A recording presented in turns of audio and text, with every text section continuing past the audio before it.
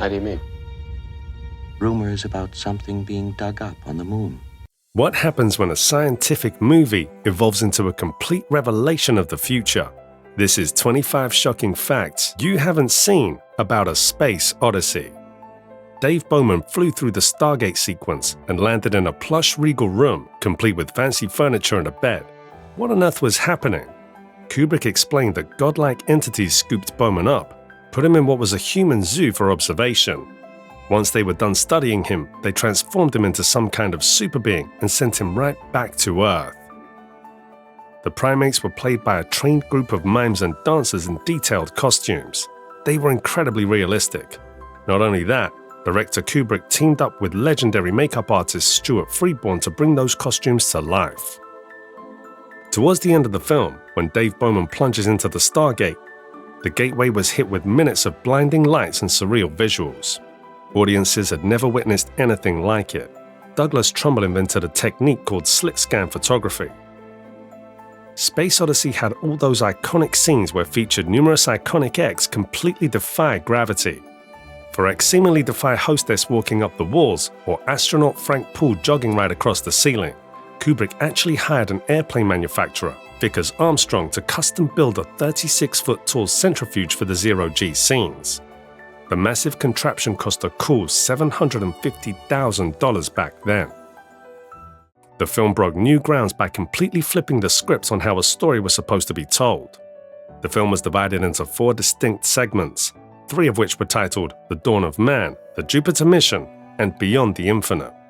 The overall structure totally ignored the classic 3-act formula. Stanley Kubrick told Roger Karras, the publicist for the previous film, about his project at a launch meeting in February 1964, a movie about extraterrestrial life. Karras suggested his fellow writer, Arthur C. Clarke. Days later, Clarke shot back a telegram that read, "Frightfully interested in working with Enfant Terrible." Soon after, the two were working together to expand Clarke's short story. Nearly all of the movie was filmed inside England's Shepperton and MGM British studios. To pull off those amazing space scenes, they had to construct colossal sets.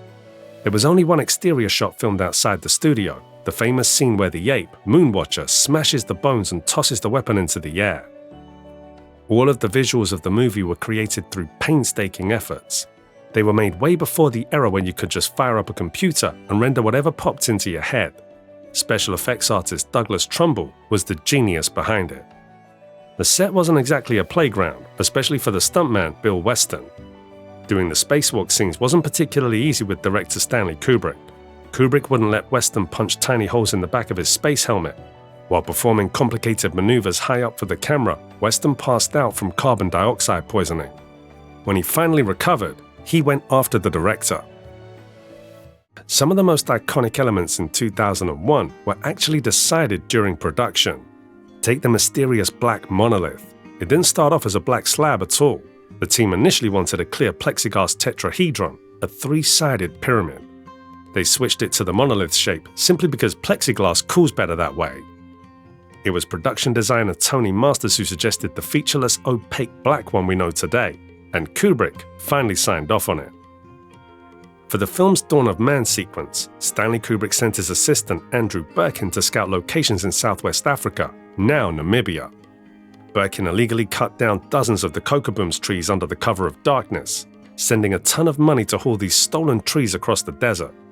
Leading to a total waste of effort and expense, the real trees looked too small to make an impact. In the end, Kubrick didn't use the trees. When Space Odyssey premiered in Washington, D.C. and New York City in April 1968, the initial reaction was brutally negative.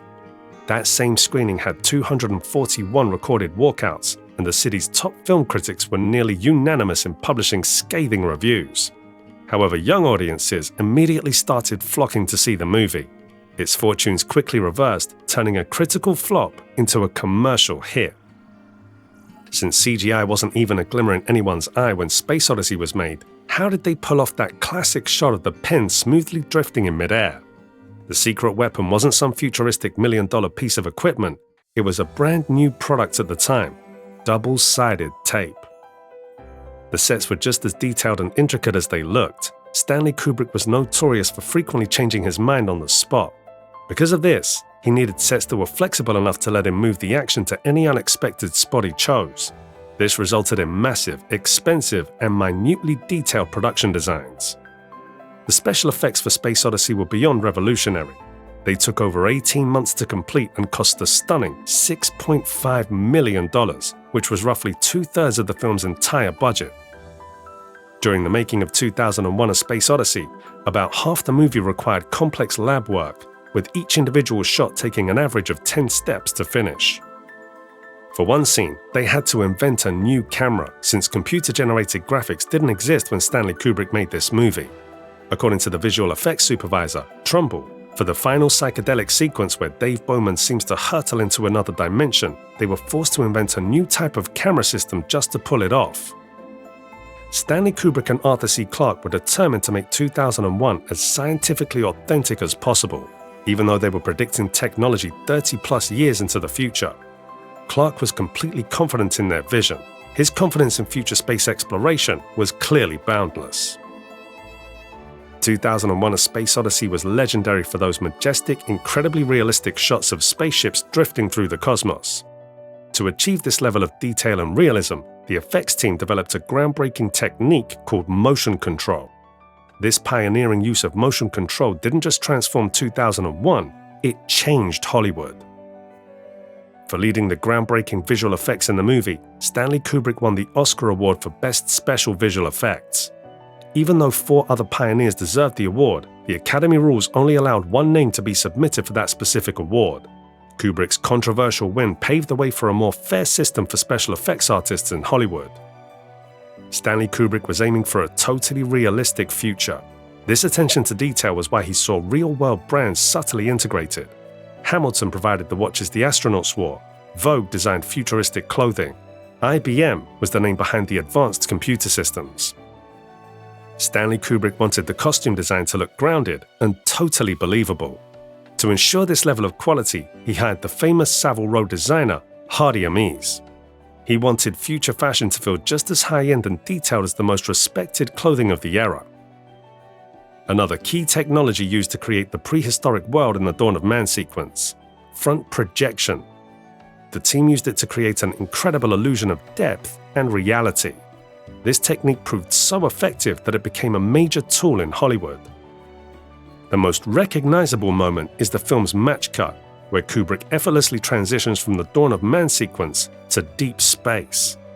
This transition created a powerful message, from the first weapon ever created, the bone used by the ape, directly to the ultimate weapon, the orbiting bomb, highlighting the entire history of human violence. During the early stages of making the film, Kubrick and Clarke's first official working title was Project Space, which appeared in their very first outline. They went through several temporary names, including Universe, Tunnel to the Stars, and Journey Beyond the Stars. However, 2 months later, Kubrick made the final choice: 2001: A Space Odyssey. Stanley Kubrick was worried that after all his work, actual extraterrestrials would be discovered right before his expensive movie hit theaters. If that happened, the film would be instantly outdated, so he opted for an insurance, to which Lloyd's declined the policy. Share your thoughts in the comment section. Thank you for watching.